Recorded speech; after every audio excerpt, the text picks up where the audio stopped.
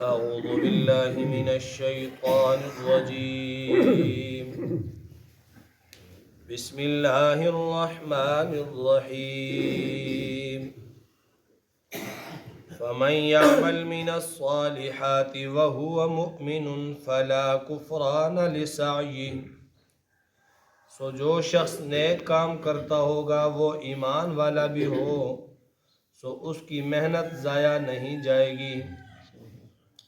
وَإِنَّا لَهُ كَاتِبُونَ اور ہم اس کو لکھ لیتے ہیں وَحَرَامٌ عَلَى قَرْيَةٍ أَهْلَكْنَاهَا أَنَّهُمْ لَا يَرْجِعُونَ اور ہم جن بستیوں کو فنا کر چکے ہلاک کر چکے ان کے لیے یہ بات ناممکن ہے کہ وہ دنیا میں پھر لوٹ کر آئیں حَتَّى إِذَا فُتِحَتْ یاجوج وماجوج یہاں تک کہ جب یاجوج ماجوج کھول دیے جائیں گے وَهُم مِّن كُلِّ حَدَبٍ يَنْسِلُونَ اور وہ ہر بلندی سے کھسکتے ہوئے معلوم ہوں گے وَاقْتَرَبَ الْوَعْدُ الْحَقُّ سچا وعدہ نزدیک آ پہنچا ہوگا فَإِذَا هِيَ شَاخِصَةٌ أَبْصَارُ الَّذِينَ كَفَرُوا پھر ایک دم سے یہ قصہ ہوگا کہ منکروں کی نگاہیں پھٹی کی پھٹی رہ جائیں گی یا ویلنا قد کننا فی غفلۃ من ھذا اور وہ کہیں گے ہائے کم بختی ہماری ہم تو غفلت میں تھے بل کننا ظالمین بلکہ ہم ہی قصوروار تھے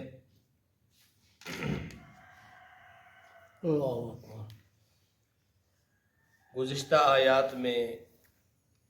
حضرت زکریا علیہ السلام اور حضرت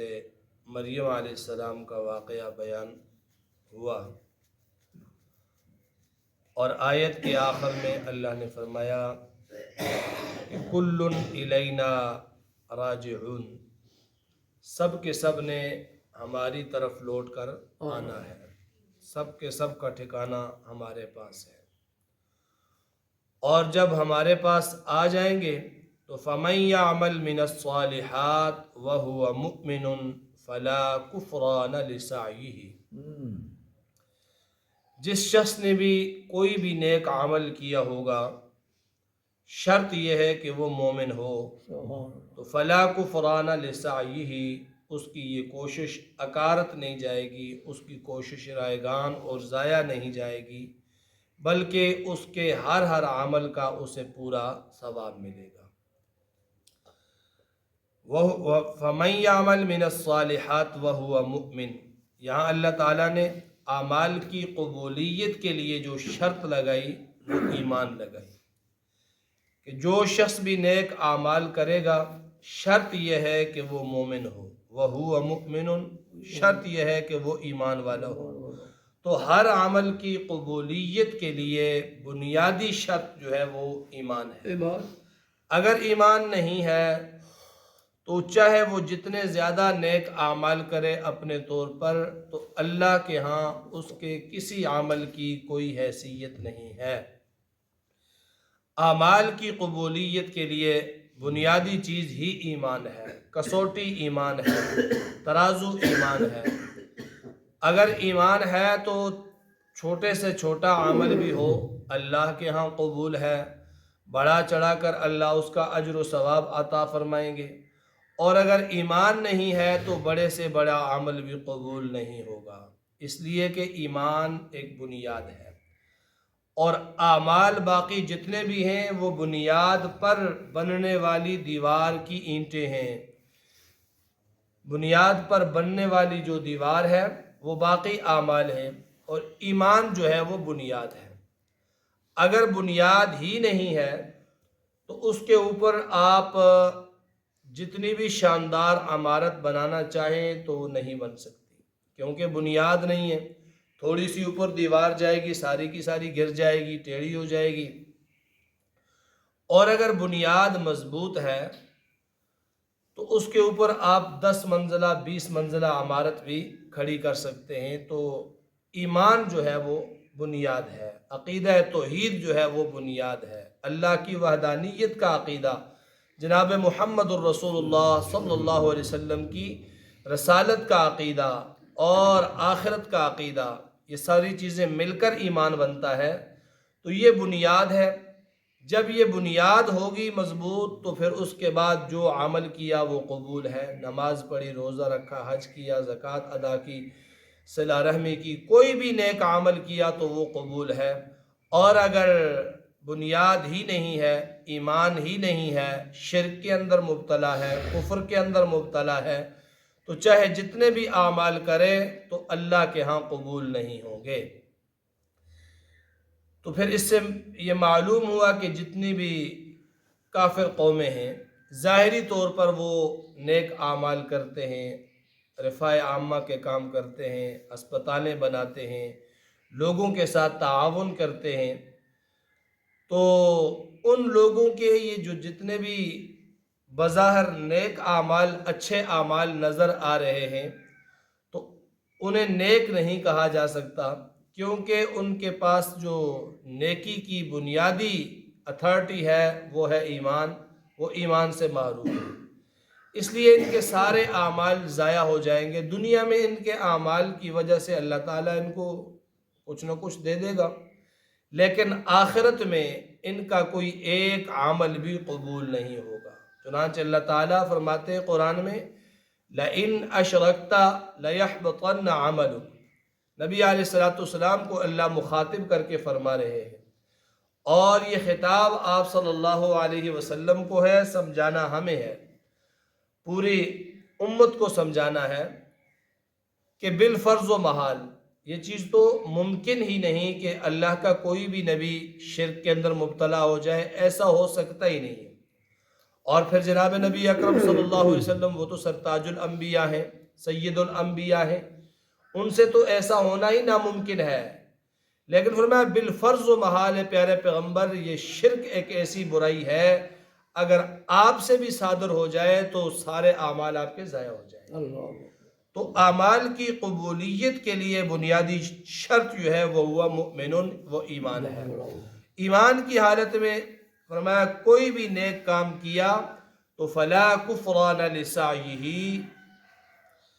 پھر کسی کی محنت ضائع نہیں جائے گی، کسی کی محنت اکارت نہیں جائے گی، کسی کی محنت پر پانی نہیں پھرے گا۔ کوئی آدمی معمولی سا بھی عمل کرتا ہے نیکی کا، ہے اس کے پاس ایمان، تو اللہ کے ہاں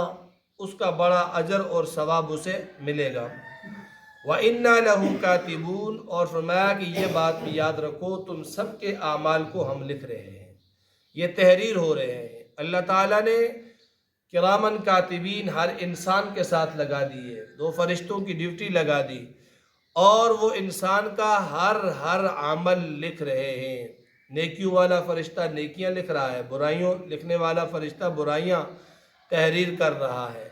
کوئی بھی عمل انسان کا ایسا نہیں ہے کہ وہ تحریر نہ ہوتا ہو، ہر ایک لکھا جا رہا ہے۔ اور جب قیامت کے دن میدان محشر میں انسان کو اس کا نامہ اعمال دیا جائے گا تو یہ دیکھے گا تو حیران ہو جائے گا، اور اس تعجب کے عالم میں کہے گا ما لہذا الکتاب،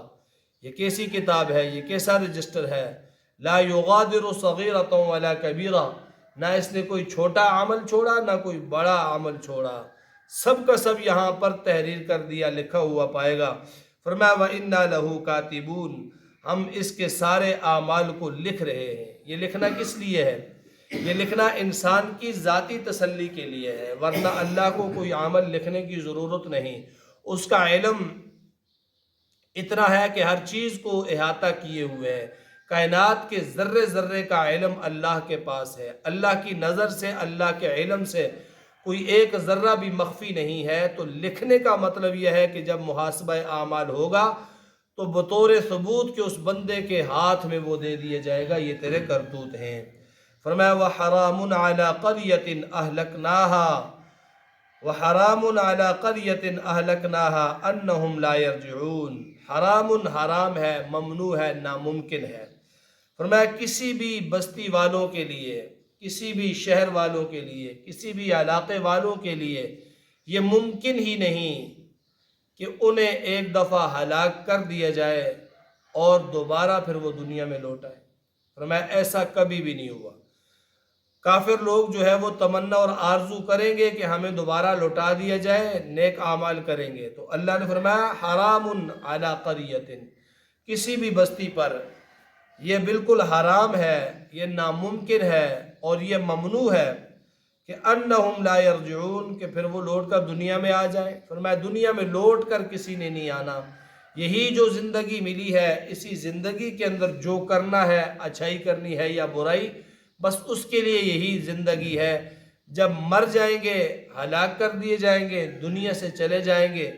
تو نہ کوئی واپس آیا نہ کوئی واپس آئے گا، کسی نے واپس نہیں آنا۔ حتیٰ اذا فتحت یاجوج و ماجوج وہم من کل حدب ینسلون،